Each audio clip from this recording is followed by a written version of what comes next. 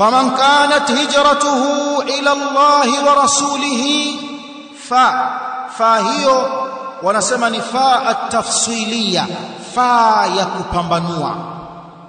Fa hiyo ni fa at-tafsiliya, fa ya upambanuzi, inapambanua maneno.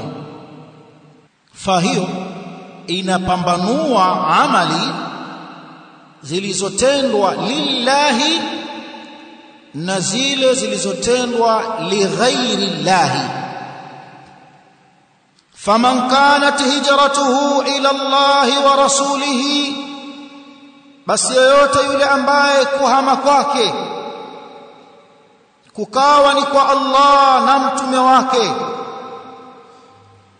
fahijratuhu ila Allah wa rasulih, basi kuhama kwake kimalipo na thawabu atalipwa malipo ya aliyehama kwa ajili ya Allah na mtume wake. waman kanat hijratuhu lidunya,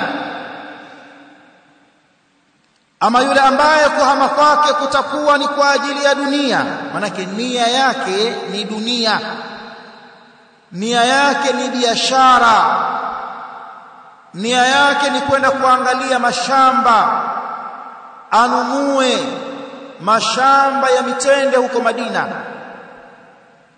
yusibuha, ataipata hiyo dunia, au imra'atin yankihuha, au yule ambaye kuhama kwake ni kwa ajili ya mwanamke. Kuna mwanamke huko Madina anataka ahamie Madina ili akamuoe mwanamke wa Madina,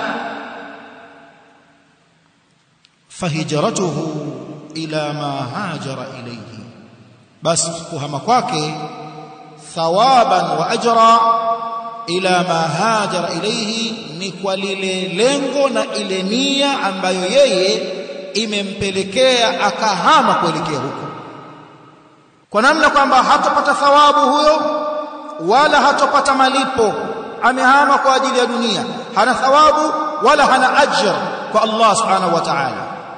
Amekwenda kwa jambo la kidunia la kilimwengu, kama mubaha hakuna hatia juu yake, kama alilolihamia ni dhambi, ni baya, huenda bali atapata madhambi.